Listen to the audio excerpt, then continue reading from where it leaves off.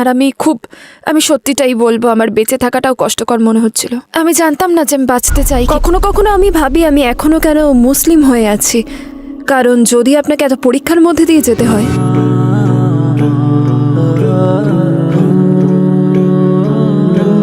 আমি প্রথমেই শুরু করতে চাই, হানি আদমকে আপনি কি সংক্ষেপে আপনার জীবন সম্পর্কে বলবেন? ওয়ালাইকুম সালাম ওয়া রাহমাতুল্লাহি ওয়া বারাকাতুহু।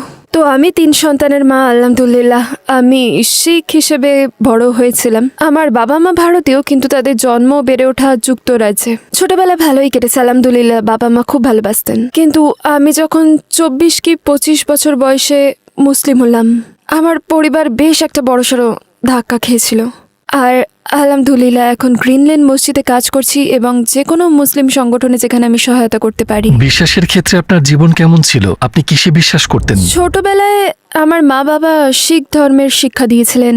আমি মানছি যে এটা আমি পছন্দ করি। আমার মনে আছে আমরা অমৃতসরের গোল্ডেন টেম্পলে গিয়েছিলাম, খুব ভালো লেগেছিল আমার মনে আছে আমরা হেমকুন্ড সাহিবে গিয়েছিলাম, যেটা অনেকটা ওই হিন্দু আশ্রমের মতোই ছিল।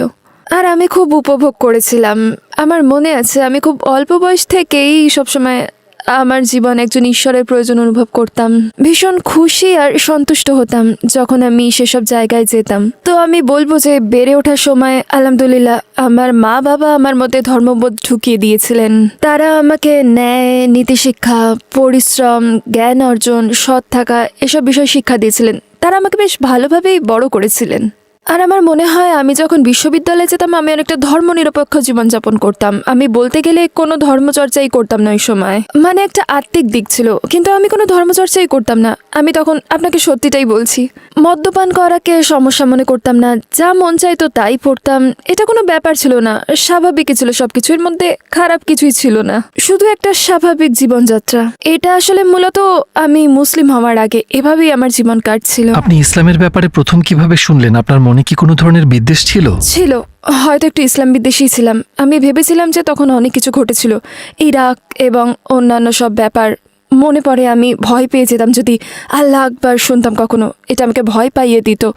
আমি ভাবতাম যে সব মুসলিম পুরুষরা ভীষণই কঠোর হয় অনেকে, বুঝলেন। তারা তাদের স্ত্রীদের পেটায় আর আরো অনেক কিছুই। সবসময় আয়েশা ও তার বয়স নিয়ে সবকিছু অনেক ধরনের বাধা ধরা ধারণা ছিল। আমি ভাবতাম মুসলিম নারীরা নির্যাতিত হয়, তারা কেন হিজাব পরে, এটা তো ঠিক নয়। আমার অনেক সমস্যা ছিল এসব নিয়ে। আপনার ইসলামের পথে যাত্রা কিভাবে শুরু হলো? ইসলামের কোন বিষয়টি আপনাকে চমৎকৃত করেছে?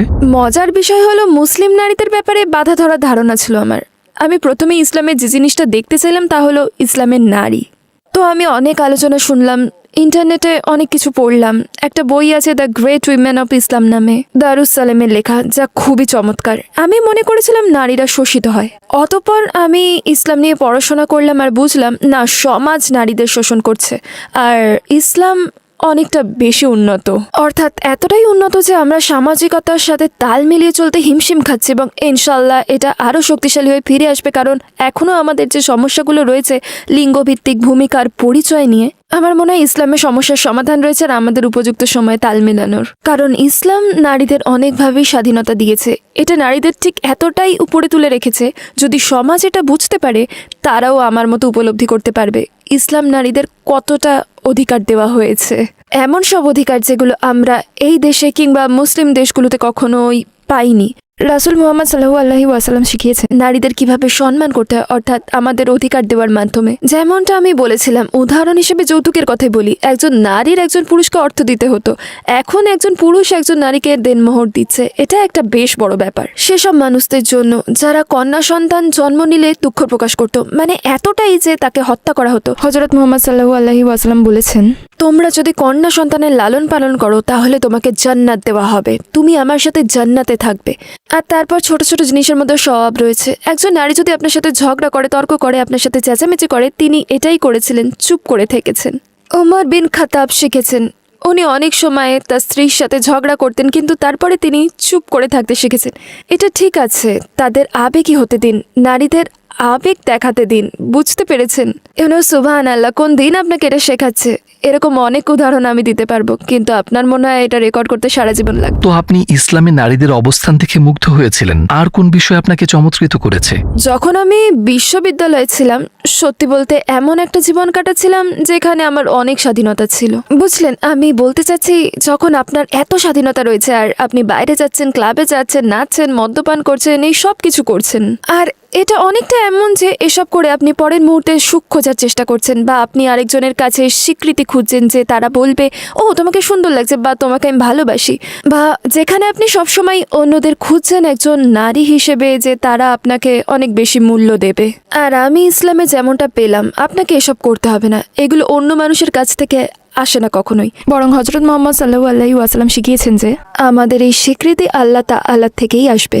যখন আল্লাহকে ভালোবাসতে শিখবেন, হযরত মুহাম্মদ সাল্লাল্লাহু আলাইহি ওয়াসাল্লামকে ভালোবাসতে শিখবেন, আপনি অভাবনীয় সন্তুষ্টি পাবেন। আপনার বলতে গেলে অন্য পুরুষের উপর নির্ভর করতেই হবে না সেটা পাওয়ার জন্য। যদি সেটা থাকে, সেটা হবে আল্লাহর পক্ষ থেকে একটা রহমত। আর আপনারা একসাথে পাশাপাশি আছেন, উপরে নিচে নয়, এভাবে পাশাপাশি আছেন একসাথে। আল্লাহ সুবহানাহু ওয়া তাআলা কুরআনে বলেন, তিনি নারী ও পুরুষকে সমান কিন্তু আলাদাভাবে সৃষ্টি করেছেন। আর এটা বিস্ময়কর। আর আমার ক্ষেত্রে এটা শিখিয়েছে যে যখন আল্লাহ সুবহানাহু ওয়া তাআলা আপনাকে বলছেন নারী হিসেবে পর্দা করো, হিজাব পরো, এর কারণ আমাদেরকে আলাদাভাবে সৃষ্টি করা হয়েছে। আমার নিজেকে সুন্দর চমৎকার দেখাতে মন চাইতে পারে, কিন্তু আল্লাহ পুরুষকে আলাদাভাবে সৃষ্টি করেছে, যেখানে সে আপনাকে দেখবে আর ভাববে, ও আমি তার কাছে যেতে পারি, আমি এটা করতে পারি বা এটা বলতে পারি। তো আল্লাহ তখন বলেছেন, তোমার কি করা উচিত জানো? নিজেকে রক্ষা করো, পর্দা করো। কিন্তু সেই কামনা পুরুষের মধ্যে আছে, কারণ এটা যখন হালাল হয়ে যাবে তখন আপনি উপভোগ করবেন, কারণ এটা যদি আপনার না থাকতো আপনি প্রধানত কোন জিনিসটা আপনাকে উপলব্ধি করিয়েছিল যে ইসলাম শতভাগ সত্য? গ্রিন লেন মসজিদে যাওয়া। আমার মনে আছে প্রথম যেদিন আমি মসজিদে ঢুকলাম, তখন আমি কিছু বোনেদের দেখলাম যাদের মাথা থেকে পা পর্যন্ত ঢিলে ঢালা কালো পোশাক দিয়ে ঢাকা ছিল। আর বেশ মজার বিষয় হলো, হ্যারি পটারের কথা বলি, তারা কিন্তু হ্যারি পটারের একটা দৃশ্যের কথা মনে করিয়ে দিল, হগওয়ার্টস, যেখানে তারা তাদের আলখাল্লা পরে থাকতো। আর এটাই প্রথমে আমার মাথায় আসলো। আর তারপর আমি ভাবলাম, ওয়াও, তাদেরকে এটার জন্যই বেছে নেওয়া হয়েছে।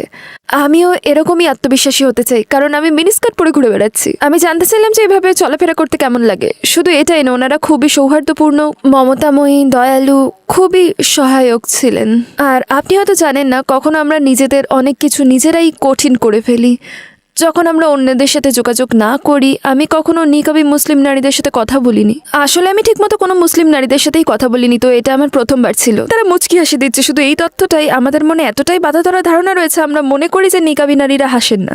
সেখানে যে মহিলারা ছিলেন তারা মুচকি হাসি দিচ্ছিলেন, হাসছিলেন, দুষ্টুমি করছিলেন। আর আমি ভাবলাম তারা স্বাভাবিক, তারা মানুষ, তারা কোনো ভাসমান কালো অবয়ব না, তারা মানুষ, আর তারা অসাধারণ মহিলা। আপনি কবে কালেমা পড়েছিলেন আর তখন আপনার কেমন লেগেছিল? তো আমি পরের বার যখন মসজিদে গেলাম তখনই কালেমা শাহাদা পাঠ করছিলাম, আলহামদুলিল্লাহ। আর সেখানে প্রায় 60-70 জন মানুষ ছিল। আর আমি কালেমা শাহাদাত পাঠ করার সময় যারা যারা কাছে ছিল তারা এখনো আমার সবচেয়ে কাছের মানুষ হয়ে আছেন, আলহামদুলিল্লাহ।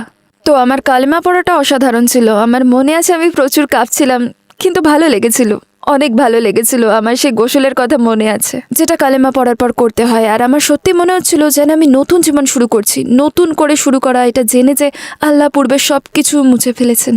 কিন্তু এখন যে ভালো কাজটি আপনি করছেন সেটার পুরস্কার আপনাকে দেওয়া হচ্ছে। খুব ভালো লেগেছিল। আর আমি একজন মুসলিম নারীর পরিচয় গ্রহণ করতে প্রস্তুত ছিলাম, তো আমি অনেক অনেক পড়তে থাকলাম।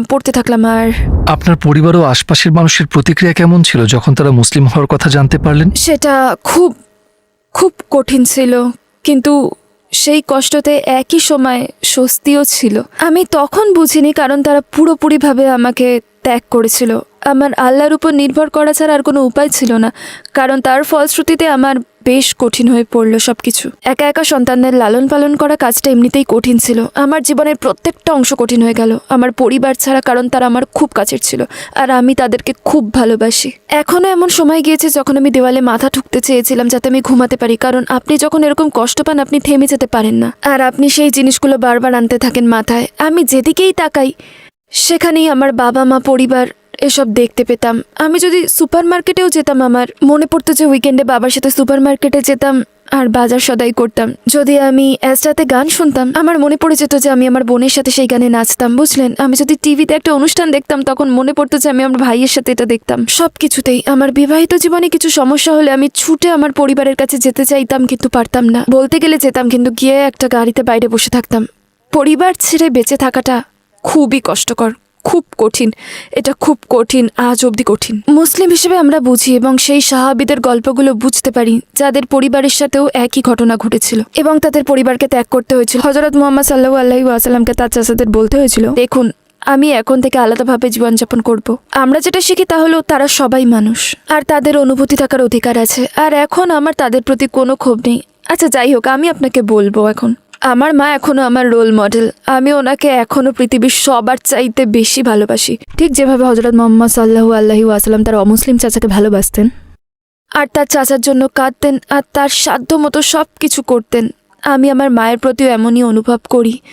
উনি একজন দারুণ মহিলা, ওনার এরম অনুভব করার সম্পূর্ণ অধিকার আছে। আমি ওনাকে কষ্ট দিয়েছি আর আমি মারা যাবার আগে পর্যন্ত ওনাকে কষ্ট দেওয়ার জন্য ক্ষমা চেয়ে যাব। তো আমি তাদের জন্য দোয়া করি, আমি তাদের খুব ভালোবাসি। আমি আপনাকে বলতে পারবো যে তারা খুব ভালো মানুষ। আমার আফসোস থাকবে যে আমি তাদের কাঁদিয়েছি, আমার বাবা মাকে কাঁদিয়েছি। আমার চিন্তায় এমন মুহূর্ত ছিল যখন আমি হয়তো ইসলাম ও আমার সিদ্ধান্তকে প্রতিহত করেছি আর হয়তো আমার মায়ের মুখের উপর কথাও বলেছি আর হয়তো এক পর্যায়ে চিৎকারও করেছি খুব জোরে। আর সেটা নিয়ে আমার আফসোস হয়, কারণ আল্লাহ তাআলা কুরআনে বলেছেন তোমার পিতামাতাকে সর্বোচ্চ পর্যায়ে সম্মান দাও, তারা মুসলিম হোক বা না হোক। মাঝে মাঝে আমি ভাবি আমি এখনও মুসলিম রয়েছি কেন? কারণ কখনো কখনো আপনাকে এমন অনেক পরীক্ষার মধ্যে দিয়ে যেতে হয়, যেমনটা আমি বলেছিলাম। একটা খেয়াল মাথায় আসতো যে আমার পরিবার এখানেই আছে, হয়তো আমার থেকে তাদের দূরত্ব 1 ঘন্টার। আমি এভাবে কেন বেঁচে আছি যখন আমি একা একা হিমশিম খেতে থাকি? যখন ধরুন আমার বাচ্চাদের ম্যানেজ করা বা আর্থিকভাবে বা যে কোনোভাবেই আমি কেন এখানে আছি? আর এই চিন্তাটাই আমাকে তাড়া করে বেড়ায়। কারণ উদাহরণ হিসেবে বলি, আমার ডিভোর্স হয়ে গেছিল তখন, আর ওটা খুব কষ্টদায়ক, খুব কঠিন ছিল। আর ওই সময়টাতে আমি একা ছিলাম আর আমি সত্যিটাই বলবো, আমার বেঁচে থাকাটাও কষ্টকর মনে হচ্ছিল। আমি জানতাম না যে আমি বাঁচতে চাই কিনা। অনেক সমস্যার সাথে তখন আমি লড়াই করে যাচ্ছিলাম। আর ওই সময় আমি আমার খালাকে দেখতে গেলাম একদম অতর্কিতভাবে, একেবারে হঠাৎ করেই। আমি শুধু তার দরজায় এসে দাঁড়ালাম। আর 10 বছরে প্রথমবার আমার পরিবারের কেউ আমাকে ভালোবাসা দিয়েছিল।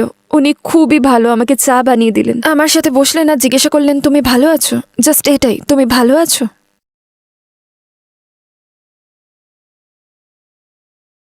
সব সময় এটাই হয়। আমার খালা সেই যে প্রথমবার আমার পরিবারের কেউ আমাকে জিজ্ঞেস করলো তুমি ঠিক আছো। এরপর জিজ্ঞেস করলো তুমি কি করবে, তোমার কি কোনো প্ল্যান আছে? কারণ আমার কিছুই ছিল না, শুধু আমার 3 সন্তান ছিল। আর আল্লাহ কসম আমি তার বাড়ি ছেড়ে যেতে চাইছিলাম না। আর আমি সেখানে বসে ভাবছিলাম, খোদা আমি যদি আমার ইসলাম লুকিয়ে রাখি, ইসলাম কি শুধু আমার অন্তরেই আছে? কিন্তু যদি আমাকে বাসায় ফিরে আসতে হয়, কারণ তারা আমাকে ভালোবাসে আর আমিও থাকতে চাচ্ছিলাম। আমি তার বাসা ছেড়ে যেতে চাচ্ছিলাম না, আমি তার বাসায় থাকতে চাচ্ছিলাম। আমি সব কিছু ছেড়ে দিতে চাইছিলাম। আমার দিনকে না, আমি ভেবেছিলাম আমি সেটা লুকিয়ে রাখতে পারবো। আমি উপরতলায় গিয়ে নামাজ পড়ে নেব যখন কেউ দেখবে না। আর আমি বাসায় ফিরে যেতে চেয়েছিলাম। কাদের আল্লাহ, আমার নানি যিনি আমাকে 10 বছর ধরে দেখেননি, উনি অনেক বয়স্ক। উনি ঘর থেকে বেরিয়ে আসেন আর আমাকে দেখে ফেললেন। আর আমার খালা আমাকে বললেন জলদি চলে যাও, দৌড়ে পালাও, না হলে উনি যদি দেখে ফেলে, উনি অনেক বয়স্ক, আমি জানি না কি হতে পারে। উনি আমাকে বেরিয়ে যেতে বাধ্য করলেন, বললেন পেছনের দরজা, পিছনের গেটে যাও। আর আমাকে বেরিয়ে যেতে হলো। কোনো গুড বাই বা কিছুই বলা হলো না। আমি বাসা থেকে বেরোলাম, গাড়িতে উঠলাম। আর সবার আগে আমার প্রতিক্রিয়া হলো আমাকে ফোন করতে হবে, কারণ এখন আমি বাসায় থাকতে চাই। আমি পরিবারের কাছে যেতে চাই।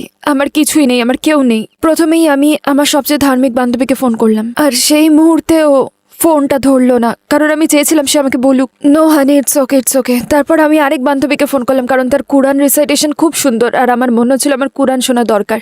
সেও ধরলো না। আর তারপর ভাবলাম আমি কতদিন এসব করতে থাকবো, কতদিন আমি এই আশায় বসে থাকবো যে আরেকজন এসে আমাকে বাঁচাবে, যখন আল্লাহ নিজে বলেছেন আমার কাছে এসো, আমার কাছে এসো, আমাকে স্মরণ করো, আমিও তোমাদের স্মরণ করব। আপনার সাথে আল্লাহ সরাসরি সম্পর্ক রয়েছে। তো আমি গাড়িতে বসে আয়াতুল কুরসি পাঠ করলাম, 3 কুল পড়লাম। আর আমি আল্লাহর কাছে ভিক্ষা চাইলাম যেন তিনি আমাকে দিনের মধ্যে রাখেন। আমি তখন আল্লাহর কাছে ভিক্ষা চাইতে লাগলাম, আমাকে দিনের মধ্যে রাখুন, দিনের মধ্যে রাখুন। আমার যাই হোক সেটা ব্যাপার না, শুধু আমাকে মুসলিম হয়ে মরতে দিন।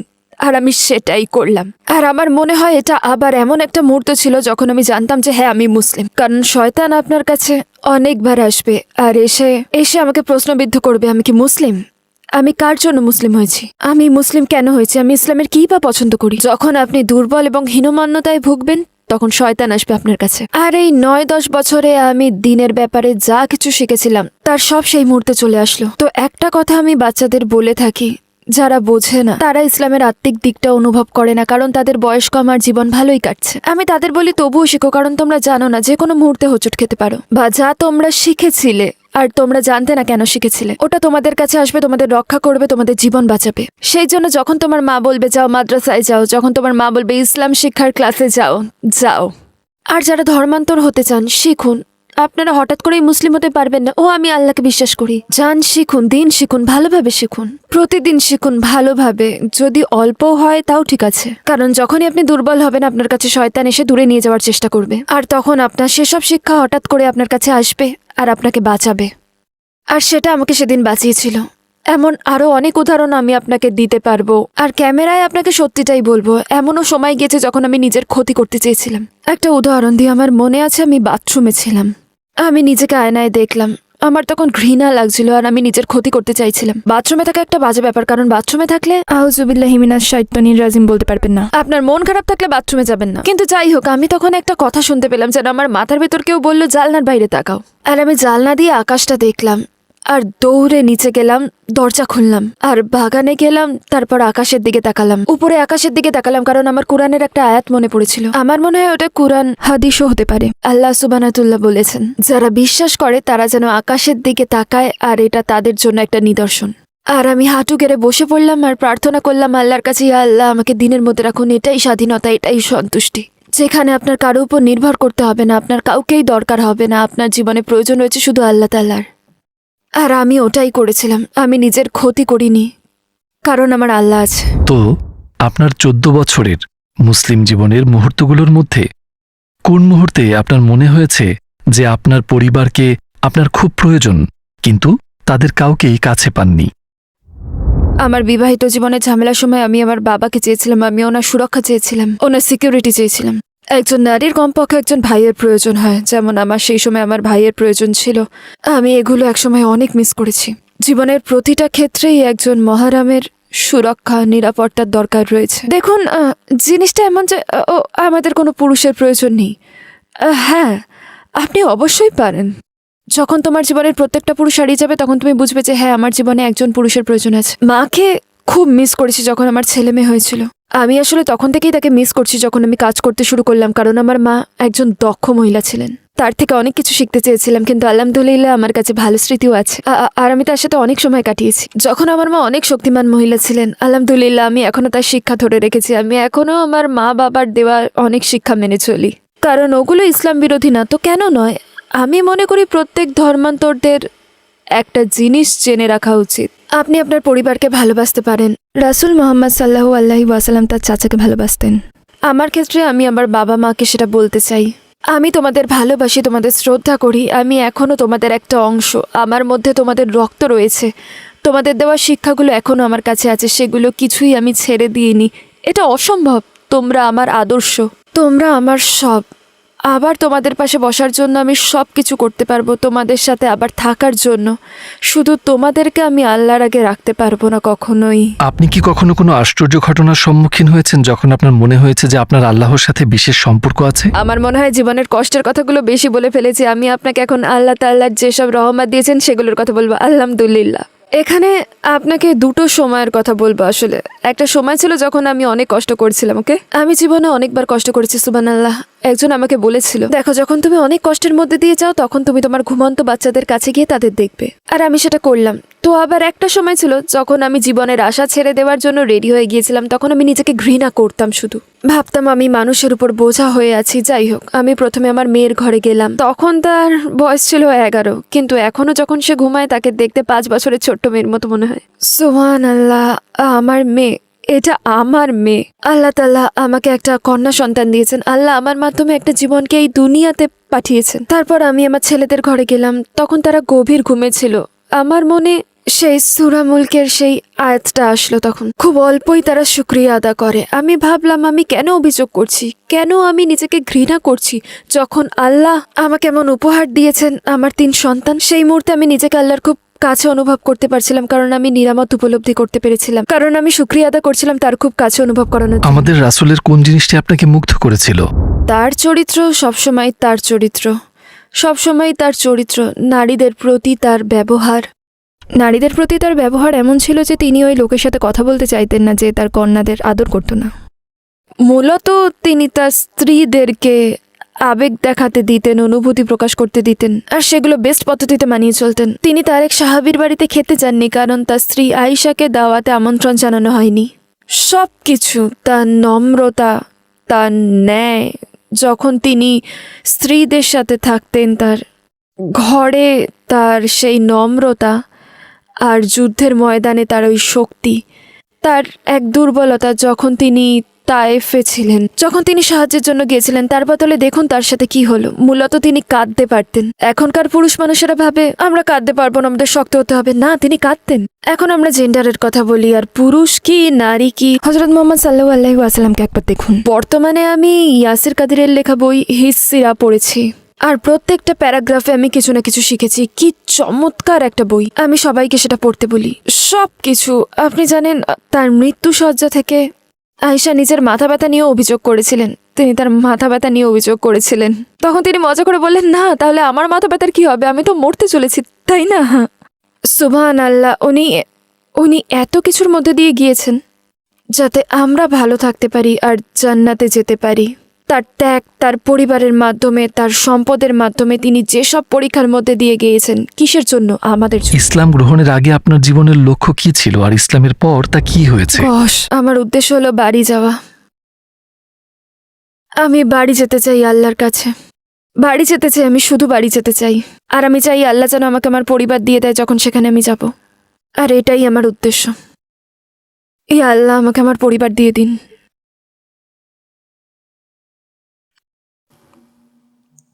এটা তো শুধু দুনিয়া। আমি নিজেকে সবসময় এটাই বলি, এটা তো শুধু দুনিয়া। শুধু দুনিয়া। আপনি চিরকালের জন্য এখানে থাকবেন না। শুধু বাড়ি যেতে চাই। শেষে আপনি ওই সকল মানুষকে কি বলতে চান যারা আপনাকে দেখছে, যাদের হৃদয় ইসলামের নিকট আসছে, কিন্তু তারা পরিবার ও কাছের মানুষদের প্রতিক্রিয়াকে ভয় পাচ্ছে? আপনার শেষ লক্ষ্যটি মাথায় রাখুন। শেষ লক্ষ্যটি হলো আপনার, যদি এইটুকু কণা পরিমাণে ঈমান থাকে, আপনি অল্প অনুভব করে থাকেন, আপনার শেষ লক্ষ্য হবে ওই মুহূর্তে জান্নাতে যাওয়া। যদি আপনি সত্যি বিশ্বাস করে থাকেন যে আল্লাহ আছে, আমি বলবো প্রথমে নিজেকে সেই শিক্ষা দিন, সেই অল্প ঈমানকে ধরে রাখুন আর শিখুন। শয়তান এসে যেন সেই অল্পটুকু নষ্ট করে দিতে না পারে, কারণ প্রথম দিকে সে অনেকবার চেষ্টা করবে সেটা করার। প্রথমে শয়তান অনেকবার চেষ্টা করবে আপনার কাছে এসে আপনাকে দূরে টেনে নিয়ে যেতে। তো শিখুন, নিজেকে শিক্ষা দিন, নিজের লক্ষ্য নির্ধারণ করুন, মনে মনে টার্গেট সেট করুন। আপনাকে বলেছি যে আমি আমার মাথার ভেতর আওয়াজ শুনতে পেতাম। কখনো কখনো নিজের সাথে কথোপকথন করতে থাকি, যেখানে খারাপ কথাও আছে আবার ভালো কথাও আছে। আর কখনো আপনাকে সেটাই করতে হবে, আপনাকে এটা জোরে বলতে হবে, বুঝলেন? ইয়া আল্লাহ, আমার আপনার সাহায্য দরকার, আমাকে সরল পথে পরিচালিত করুন। যদি আপনার মনে প্রশ্ন থাকে আমি কি করব না কি করব না, কারণ আমার পরিবার কি বলবে, জেনে রাখুন যে আপনি তখন একাই মারা যাবেন। আপনার পরিবার ওই মুহূর্তে আপনার সাথে থাকবে না, যখন কিয়ামতের দিনে আপনাকে পুনরুজ্জীবিত করা হবে। আর আপনি যদি কিয়ামতে বিশ্বাস না করেন, কারণ অনেকেই করে না, বুঝলেন, তখন শুধু ভাবুন যে এই দুনিয়াতে আমি আমার পরিবার থেকে কি সুবিধে পাচ্ছি, আর আমি আত্মিকতা, ঈশ্বরে বিশ্বাস করা থেকে কি সুবিধে পাচ্ছি। আমি এই পর্যায়ে এসে বলবো সবচেয়ে গুরুত্বপূর্ণ জিনিস হলো শেখা। শিখতে থাকুন, আর তাতেই আপনি পৌঁছতে পারবেন। আর আপনার মনে একনিষ্ঠ লক্ষ্য রাখুন যে আপনি সেখানে যেতে চান। আল্লাহ বলেন, আমার দিকে এক পা বাড়াও, দাঁড়িয়ে থেকো না। আপনি যদি মুসলিম হওয়ার চিন্তা করেন, এক পা বাড়ান, আর আল্লাহ আপনার কাছে দৌড়ে আসবেন।